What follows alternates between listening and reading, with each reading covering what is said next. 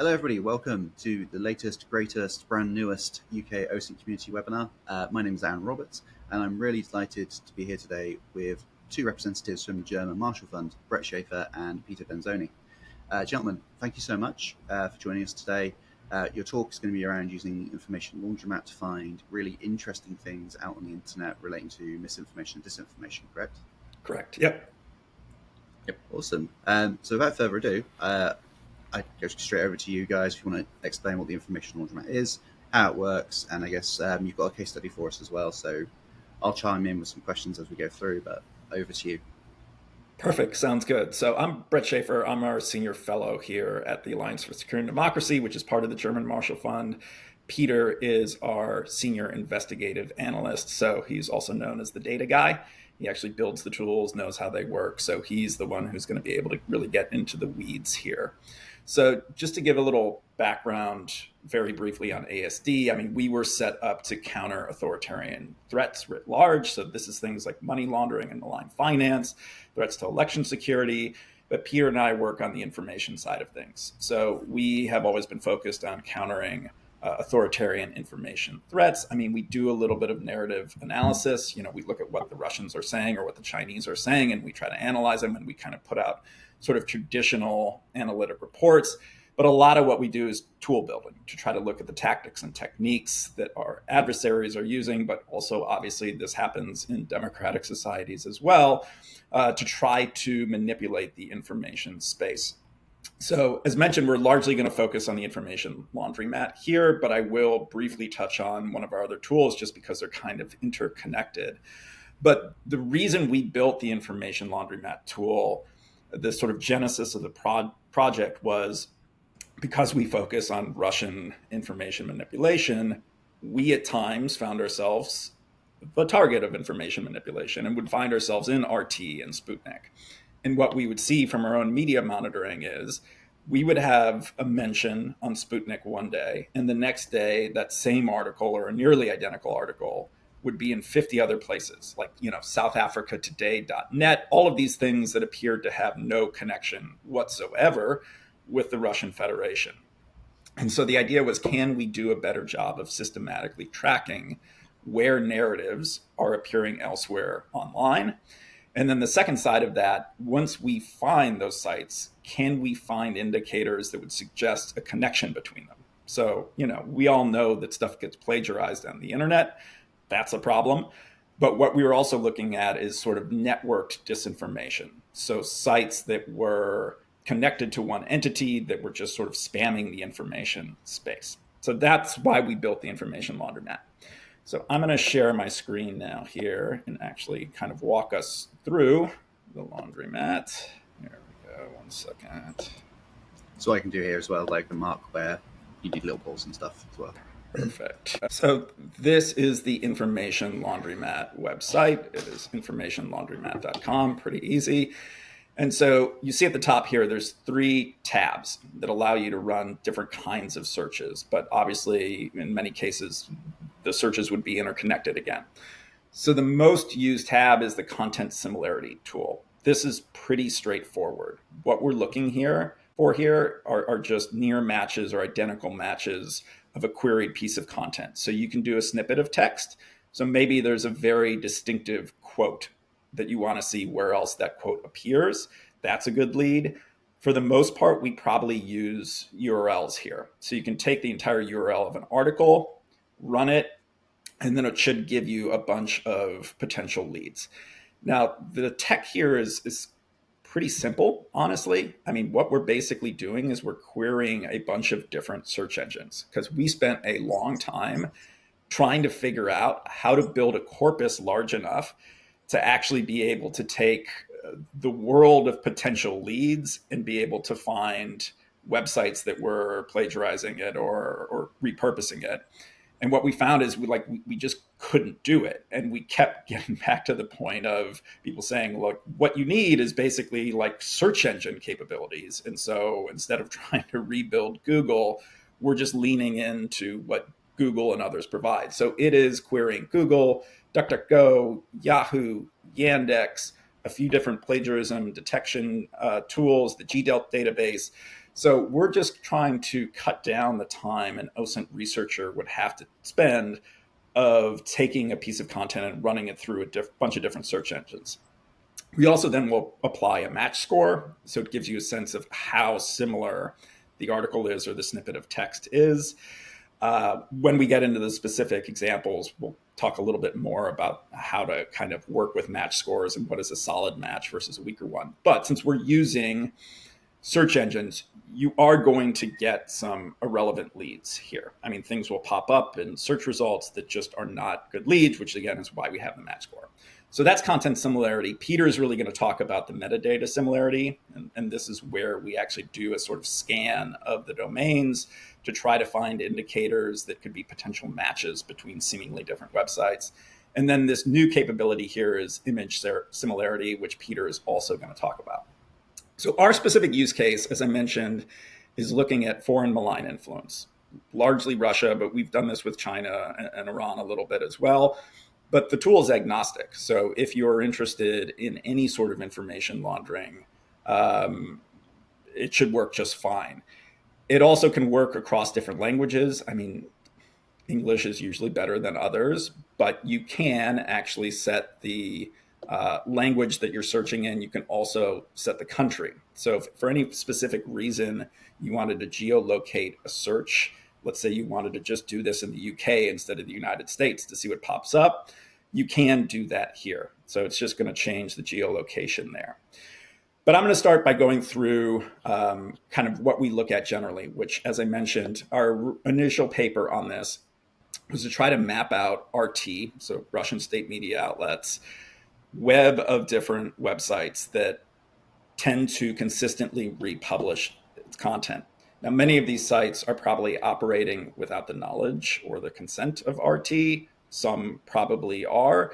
But we did an initial report, this is back in last year, called the Russian Propaganda Nesting Doll Report, where we found about 400 different domains that were republishing RT content in whole or in part. And on the website, on the Information Laundromat, we consistently run new RT and RT in Espanol articles daily to see where they are appearing most often. So I did this earlier.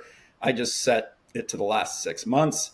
And these are all the top matches of sites that are consistently republishing RT and RT in Espanol content and showing up prominently in search results. So not only are they high profile republishers, they are also, for whatever reason, showing up quite prominently in search results. So there are places like the big news network here. Every report we have ever done on information laundering, whether it's China, whether it's Russia, big news network features prominently. There's a titular site called the Big News Network, but they also have, I think, like 550 of these sort of faux regional local outlets. So, like Chicago Daily Herald, things like that appear to be local, but they're just running, in many cases, state propaganda. So that's a tab on the dashboard that we have there at all times, right up here, where you can just see the Russian side of the Information Laundromat. But to dig into kind of how we would run an investigation and then how we would use the Laundromat tool, a lot of times we actually start with another tool of ours, which is called the Hamilton 2.0 dashboard. Without going into too much detail on it, what the Hamilton dashboard does is it collects all the data that we can find from websites, from the social media platforms where we actually can get data from. So this is X, Facebook, Telegram, Instagram, a little bit of YouTube, but also, as I mentioned, state-sponsored websites. And then Peter has built this nice search engine here that allows you to search for any narratives within that corpus of data. But what the tool also does is it translates everything into English. So whether you're looking at Sputnik in Turkish, Sputnik in Brazil, you're all going to get it in English, which allows you to kind of look globally at the narratives being pushed out. So I just ran this earlier, and I was looking for Ukraine and false flag. So after or prior to the Alaska summit last week, Russian messaging was putting out a lot of narratives that Ukraine was going to run some sort of false flag to try to undermine peace talks. And so we get a bunch of different hits here. And I just dug into this RT article here just to see where else that was popping up. So I'd go to RT.com, I'd copy the URL there. I jump back to the information laundromat tool. And I already did this just to cut down on time. It shouldn't take much time. But you would just drop the article in here, search it, United States English is fine. And it gives us all of these potential leads here. So you've got things like Nemo's News Network. I'm not sure I've actually come across that before. World and we see all the time. This is Sign of the Times, Nexus Newsfeed, Ground News. Many of these we're very familiar with. You're also going to get a bunch of social media sites as well where the link has been posted, which honestly can sometimes give you very good leads because you can find ways in which things are being laundered through social media sites, including sites that have banned RT.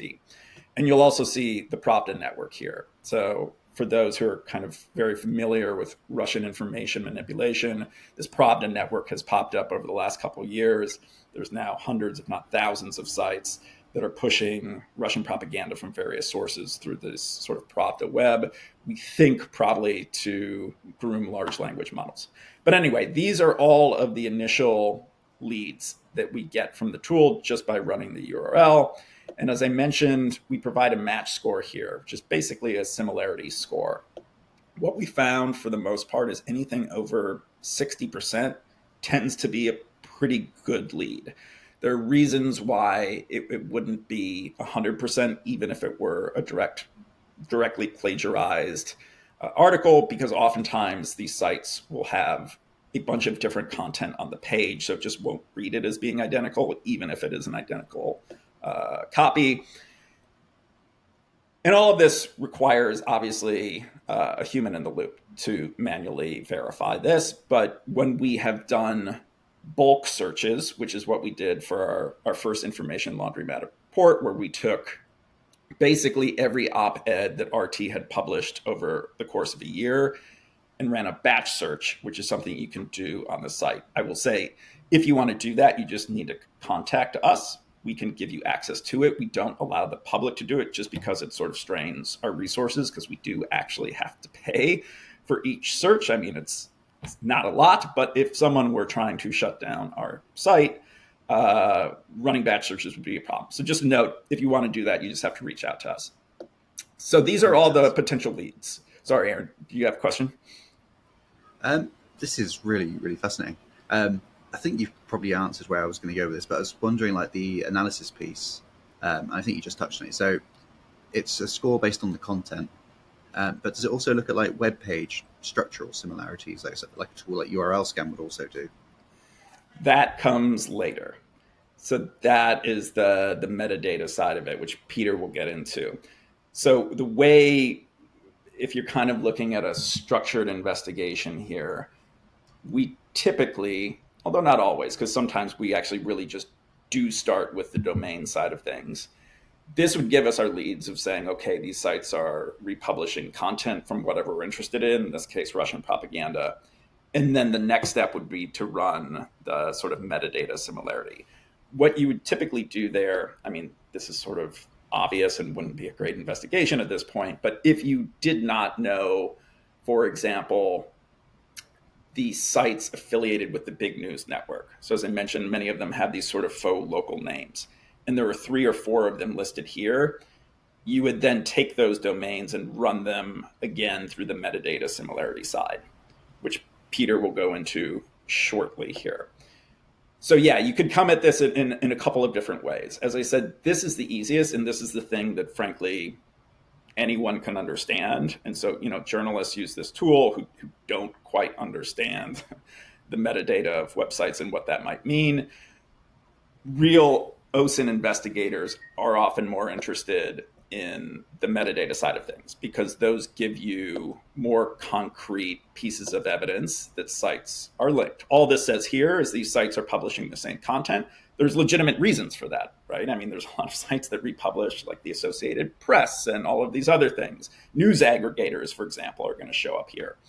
So this side of it just tells you that the content is similar, that these websites are running. The metadata is where you get into evidence that, theoretically you could present in a court of law kind of thing to say that there's very strong evidence that these two seemingly different sites are being operated by the same person. So I will stop my side of it there and pitch it over to Peter to get into how we do the metadata side of things, as well as this image similarity. Amazing. It's a really interesting tool capability, and I guess one question I have whilst Peter sets up is: are you able to sort of start from like a social media channel, for example? You mentioned Telegram, and work I've done before, I've seen like Telegram channels can be very 24/7 non-stop content pushing. Would you use those as a starting point to then run and like almost, I guess, you're reverse engineering the idea where are they getting all of these stories from that they are pushing out? You absolutely could. Any piece of content, really, and anywhere on the internet. So you can get really interesting with that.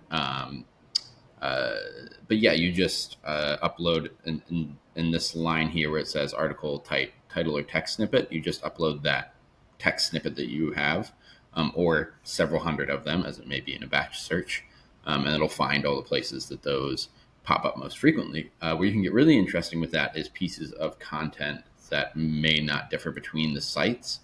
So something like a privacy policy or the footer text of a website can be used here in the same way to try and find those networks, which I think is a fun little hack of the.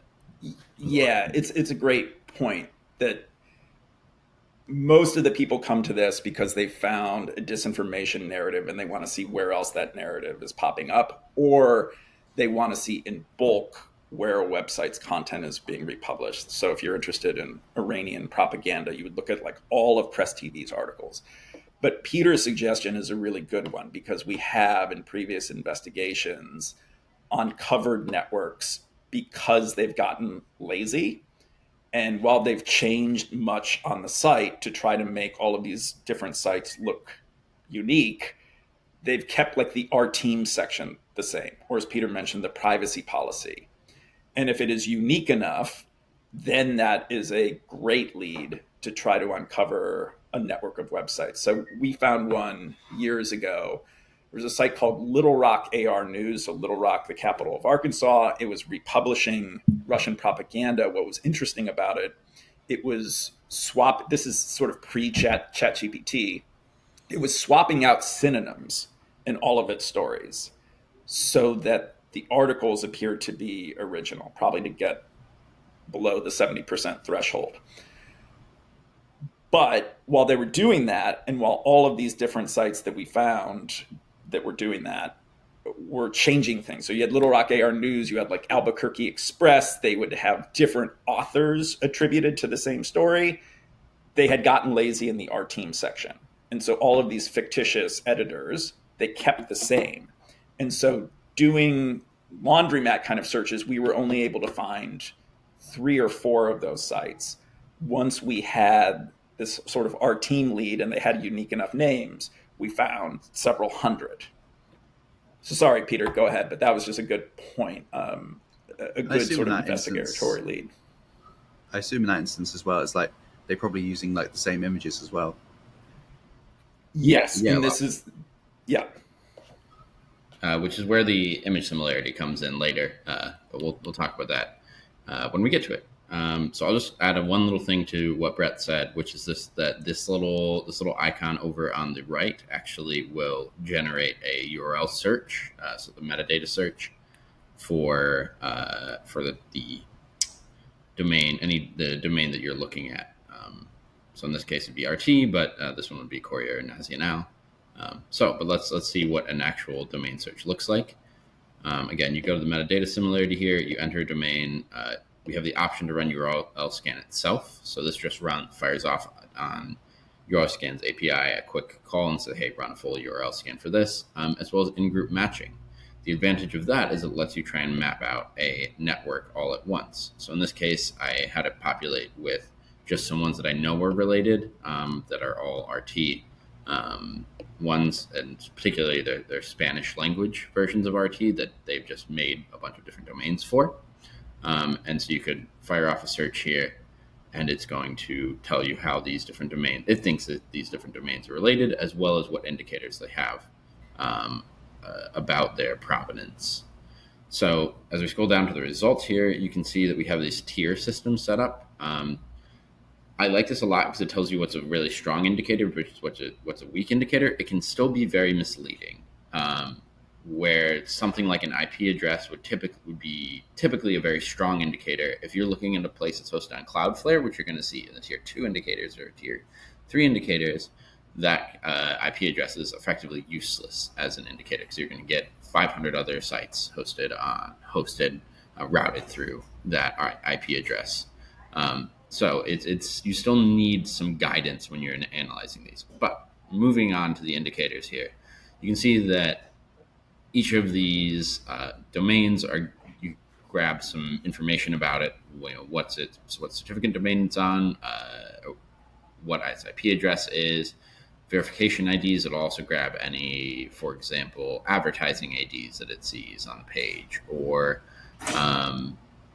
any Google Analytics IDs, etc.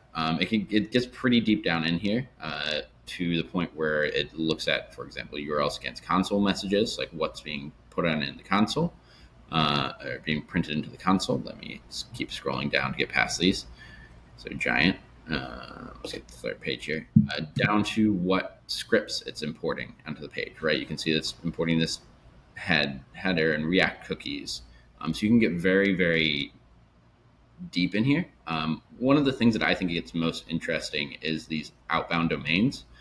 Oftentimes, this is where somebody will mess up, right? Where they'll link to the wrong site. So these often, to me, end up being some of the most interesting leads for elsewhere to look on the site. For example, I've never seen this aliseva.info. So if I wanted to investigate that, that would be probably the next site in the domain that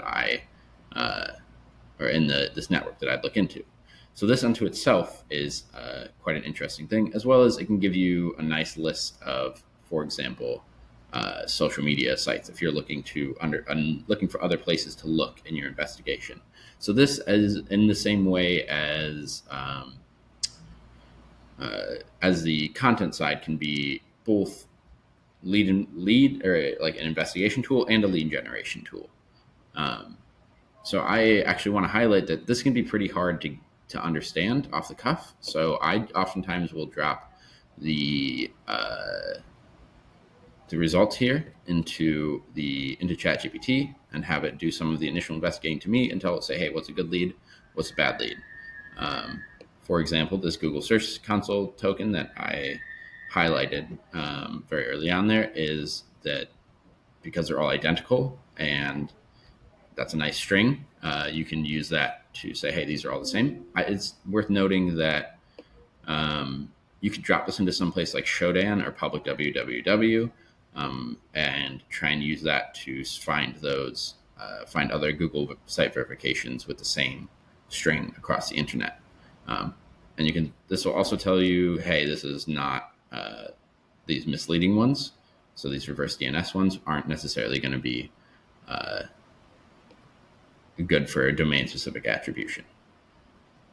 I did want to highlight real quick the new image similarity, which is still not under construction, but in its beta testing stage. For example, it's got a bug right now that has exact matches not being shown as 100%. But there's this, I searched for this Ukrainian flags, which I did not coordinate with Brett for the Ukrainian false flag pun, but it's fun. You can see that it gets these sort of not super close matches. But if we scroll down to when we're talking about these exact matches, which are these ones down here, there pops up all over the place. It's almost 500 different places that you see this flag getting used, as well as a lot of Russian sources. And the idea being that you could use this in a language neutral way. You'll note that this has Russian pages, this has .coms, this has .kzs, this has .uas. So it has a very language neutral way of searching for content. Anywhere that this might that this piece of this article image may pop up wherever. So this is the image, but you'll see that it'll pop up, I don't know, on this, whatever this site is. This Russian AutoZone, this RT site, apparently, somewhere on the site, don't know where. But yeah, the idea being you can find when when, for example, an image is being reused one place and they're using different text. So we found this example when we were searching the Polish infosphere for this site called Lega Artis, where they were using text from TASS, but were using images from the Sputnik Media Bank, rather. Where if we had an image search tool like this at the time, it would have been able to much more quickly attribute those images to Russian state media, whereas the text itself was translated first from Russian into Polish, and then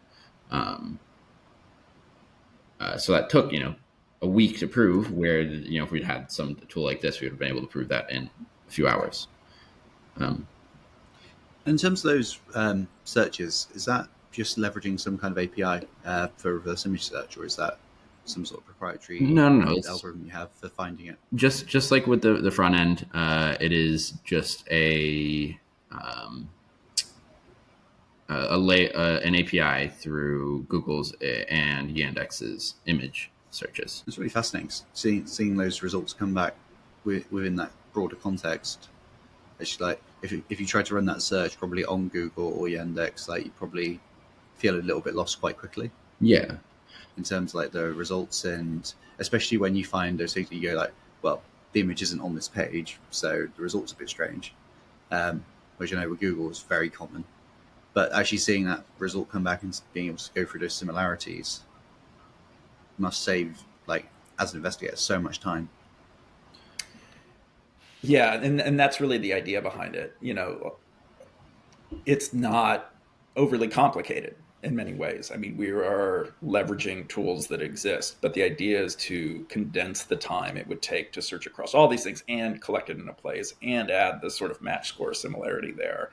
One of the things that's interesting too is the search engines, I mean, for lack of a better term, that are not as good as Google, sometimes give you much better results because Yandex, I don't know if it's the way they index things, but they also pull up fringier sites sometimes. So you get different kind of results depending on the search engines and their capabilities, how up to date they are. So combining all of those into one really allows you to see across the entirety, maybe not the entirety, but more of the space than you would see just using Google. Like, as good as Google is, by being so good, it actually eliminates some really interesting leads because it's not going to surface these super fringy sites that sometimes we're most interested in.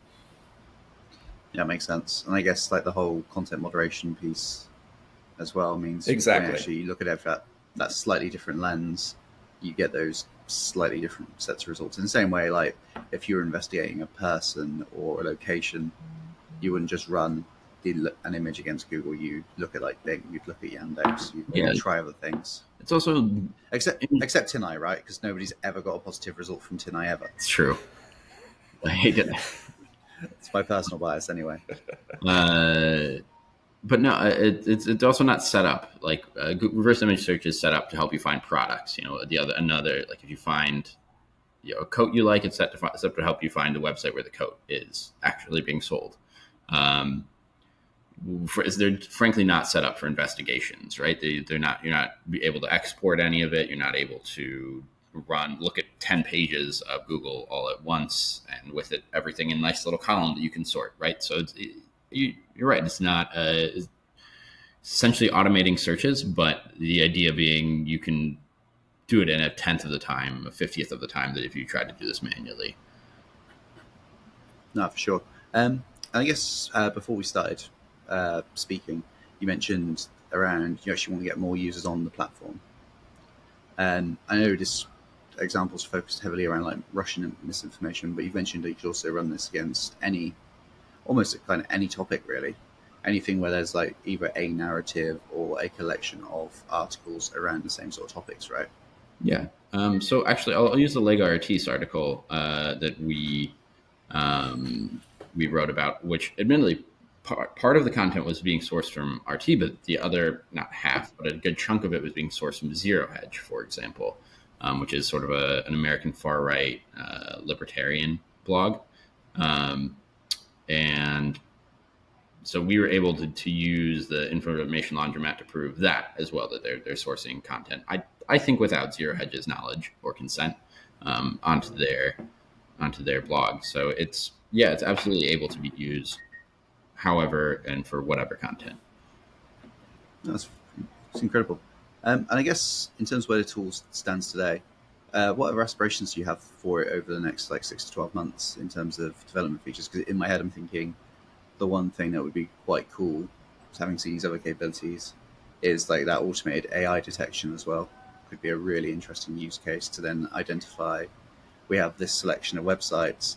They all seem to post content which seems to be like this percentage of AI generated slop, and then slightly adjusted to probably be less AI detectable. That seems like a really interesting use case. I mean, if you have the grant money to throw at it, we're happy to build that into it. For at least for the next few months, it's incremental improvements. So I think, for example, that'd be a wonderful way of doing it.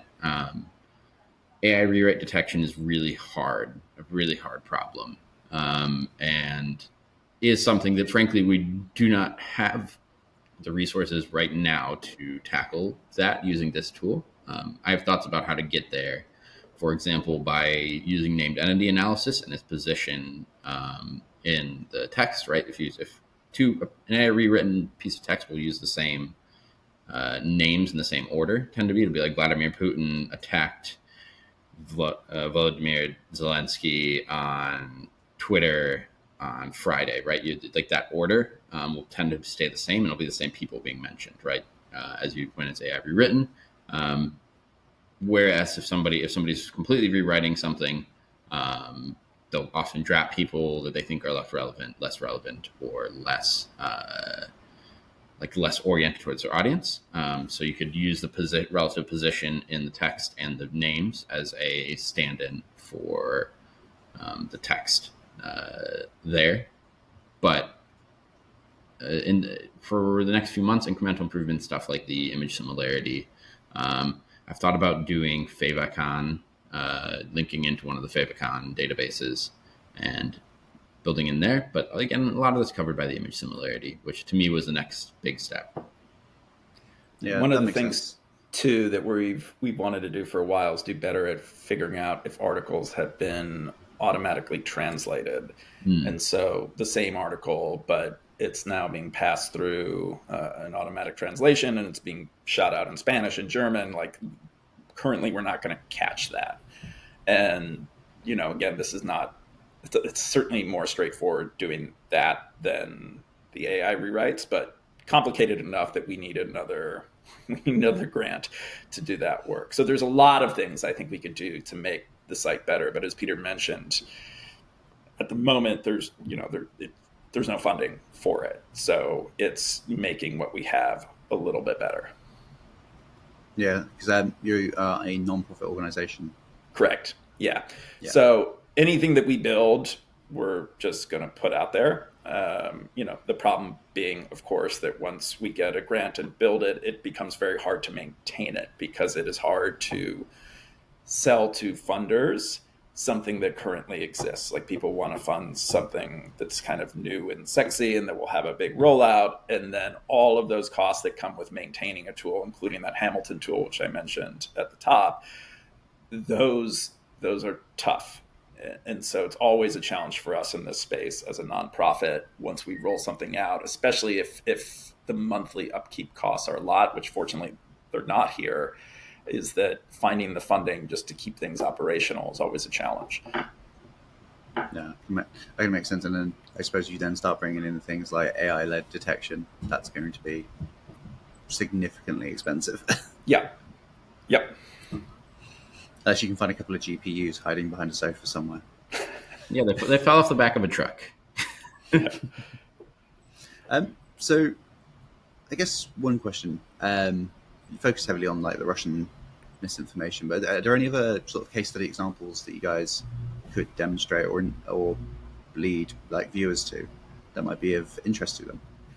Yeah, I mean, I think one of the things, and this would be a different starting point, is the what we call, I don't know if this is a universal term or just something we use in the US, the sort of pink slime websites, the sort of faux local websites that the Russians certainly use, but we have seen those quite prominently being part of sort of the more partisan news ecosystem. So you'll find, you know, those on the left or the right who are trying to take advantage of the collapse of local news in the US. And so they build out these networks of what seem to be, the replacement for whatever local hometown newspaper, but you find it all sort of connects back to somebody who has a very clear partisan agenda. So there, the content is probably less of an interesting starting point than if you had come across 3 or 4 different sites that you think may be connected and then may be connected to a larger network. That is another starting point here. So if I'm going to use US centric ones here, but you find something in New York and something in California and something in Idaho, and they all seem to be running ideologically similar content, and maybe there's something visually, the masthead kind of has some indicators that it might be the same. You could start an investigation that way. So really looking at trying to identify, if not necessarily the ownership, because for the most part, there's nothing that we're going to show that's going to necessarily, unless they just don't care about hiding it, that's going to lead you to a named person. But you would at least be able to say, okay, I found 50 different sites that have a ton of different indicators that suggest one person is behind them. And then from there, you would do the sort of next step of the investigation of trying to figure out who that person is. Yeah, really and it's worth noting that you can take indicators, for example, that verification ID or an analytics tag, drop that into some place like Shodan. And for that, Shodan, I just happen to know it because I was using it the other day, is http.html colon whatever piece of text. So, for example, that analytics ID, and it'll find other places on the internet, for example, that pops up. That's really, really, really interesting. I guess based on what you just said, Brett, as well, do you ever see like conflicting narratives that seem to be linked at like I guess organizational level is probably not the great term, but coordinated by the same people? So shoving, I guess, narratives that contradict each other, but to like, I guess, like the extreme left or the extreme right, and then essentially just trying to stir up like issues. Yes. So it's an interesting question to think about the laundromat in that context. I mean, it certainly exists, right? I mean, this is going back to the starting point of our work when we were trying to identify and we're investigating the Internet Research Agency accounts from Russia. And, what was clear from the body of evidence there is they had like left-leaning trolls and right-leaning trolls that were talking about the same issues, but from different perspectives. I mean, some cases directly contradictory, in some cases clearly there was the same target, but coming at it from, different ideological perspectives.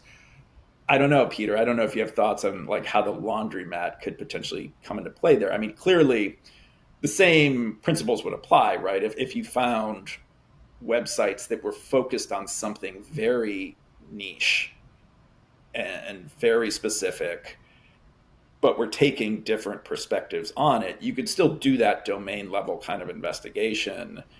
And again, if they were not careful about covering their tracks, you could identify the fact that, yes, you've got 2 people kind of taking different positions here. That's certainly possible. You could actually from the narrative side too, but I think the topic would have to be, again, really, really specific. And that's a point kind of across the board from the narrative side of things. The more specific the topic, the better your results are going to be, or the whatever snippet of text you're using. Because if you just search for, Russia invades Ukraine, you're going to get garbage results. Everybody's talking about it. There's really no way for the system to work with that.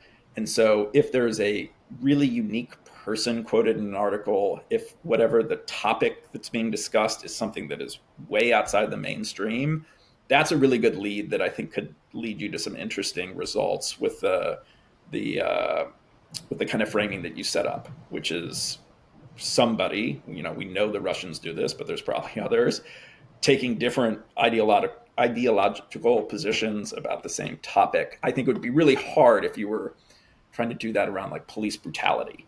It's too big of a topic, and I'm not sure our system would be all that helpful because it would just spit back too many false positives, or I shouldn't even say false positives, irrelevant results. That makes sense. It really is around like you need to try and be granular in what you're actually looking for, and then you kind of work backwards from there and identify.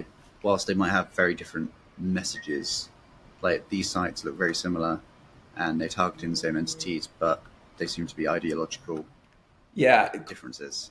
Quotes are great, especially if they're quotes from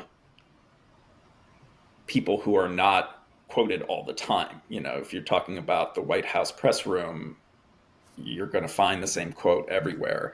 If you're talking about a fringy researcher, that's a good lead. If you're looking at like the medical health information community, and there's somebody that's quoted an article that you've never heard of, that doesn't seem to be a very prominent researcher, maybe an invented researcher, which is something we've seen the Chinese do, where they have invented experts and people to sort of like promote sort of Chinese positions. And it's quite clear that this person just like does not exist.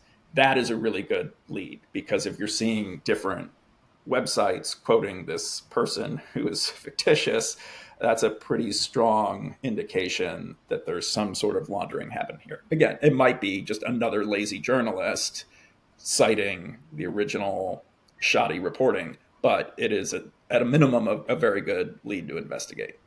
Yeah, that's why I highlighted the privacy policy as well, because it should be a relatively unique piece of text. Footer should be a relatively unique piece of text that is more likely to be reused across different sites.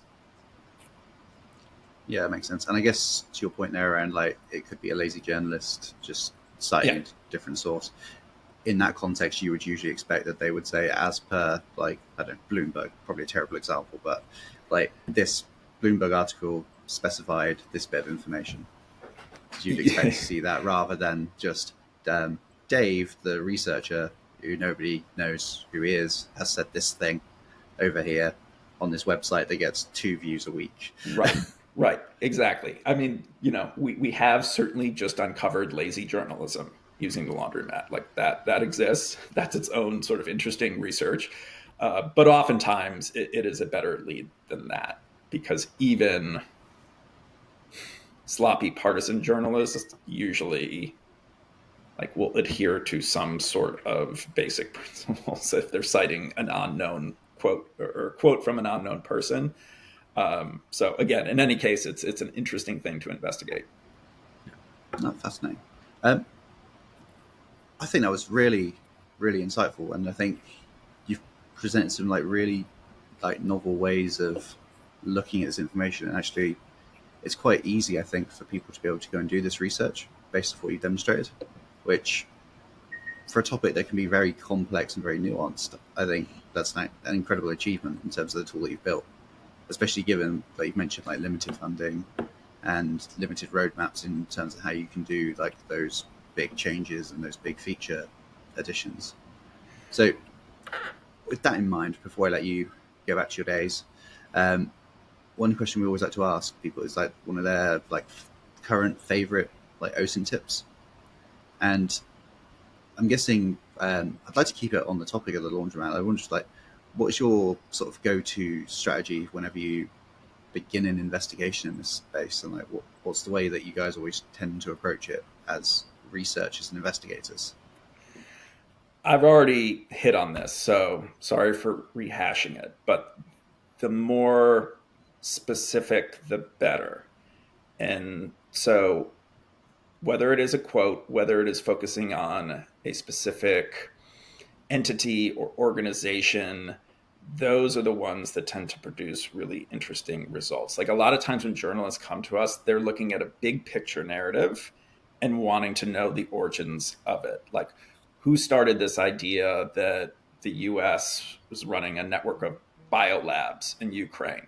There's just a kind of lot out there. I mean, we can find interesting things there, but if you really are able to drill into, okay, somebody's talking about a specific Ukrainian town or this bit of research that was published that is, let's just call it questionable, but it has a title that you can look at.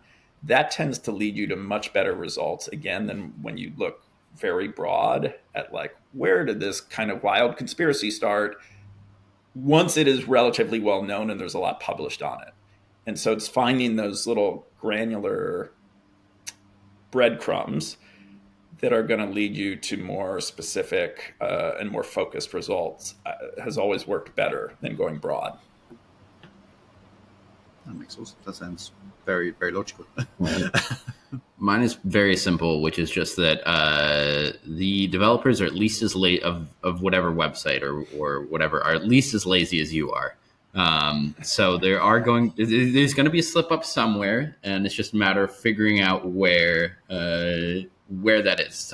It's not usually in the analytics. It's almost never in the whois anymore. It's almost never in something like the analytics IDs, but one of the spots that I still see people slipping up is in ads, their ad IDs. They'll use the same entity to register for all their different sites that they're advertising on.